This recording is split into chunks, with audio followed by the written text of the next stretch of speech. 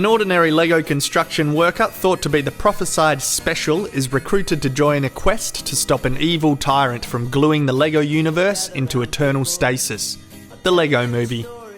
So this movie was an absolute hoot. As a long-time fan of LEGO and being a child that would build some epic mashed-up constructions, I was incredibly satisfied with the imagination and inventiveness of this flick. It's the type of movie you watch and instantly want to watch again because it was so much fun. I realised one of the last times I felt that way was when I watched Cloudy with a Chance of Meatballs, and the writer-directors of Meatballs, Christopher Miller and Phil Lord, were also the writer-director team behind the LEGO Movie. This film moves along at a cracking pace, and it does leave me wondering if young kids watching it will be able to keep up. But then again, they're born into a world that moves at a breakneck pace, so it's probably the older generations that will be in struggle for us to keep up.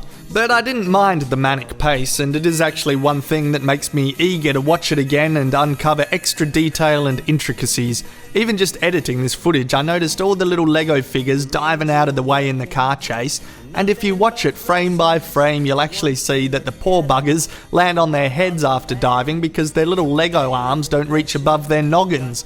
It's detail like this that I find hilarious and shows that the filmmakers really cared about every single frame. It was super nostalgic to see things like the spaceman with his broken chin strap helmet. All me flimsy helmets broke back in the day, and Emmett bouncing on the back of the horse was hilarious. I don't know why sometimes I'd keep a block in there instead of the figure's legs.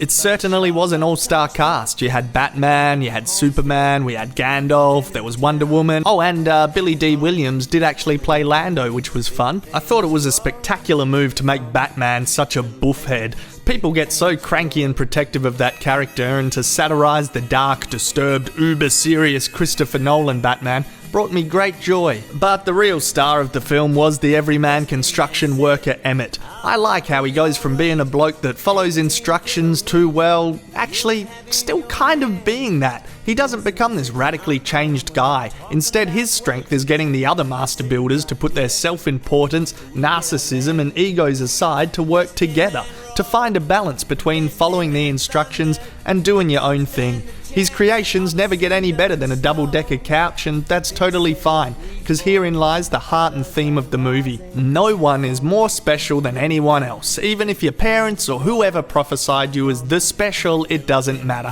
Whether you're a construction worker or Batman, everyone should be able to leave their mark on the world. It should be a world that incorporates everyone's ideas, not be glued down by one bloke's grand vision. And wasn't that the whole frustration of building Lego as a kid as well, having to learn about sharing and collaborating and listening to ideas? One kid would follow instructions, one wouldn't do that at all, and there'd be a big blue kicking and screaming and fighting. Ah, the good old days. I loved the idea that the character who was supposed to be the special was actually not special. It's quite a bold message to send out to kids and adults when you think about it. I mean, to quote Fight Club, we all thought we'd grow up to be movie gods and rock stars, but we won't, and we're slowly learning that fact, and we are very, very pissed off. Parents raise their kids calling them special and princesses and talented when they're not bad, but what type of behaviour can that lead to if you harp on about it all the time? You'll probably create a tacky, attention-seeking, destructive adult. Yes, I read that deep into the LEGO Movie. I like how Emmett just states his non-specialness. He's not good at leading or planning, he's generally unskilled, not very smart, he's scared and cowardly, just like everyone else trying to get by in the world day after day. Despite all the absolute manic humour and the lightning pace of this movie, there is actually a very down-to-earth story at the core. From little things, big things grow. From little things, big things grow.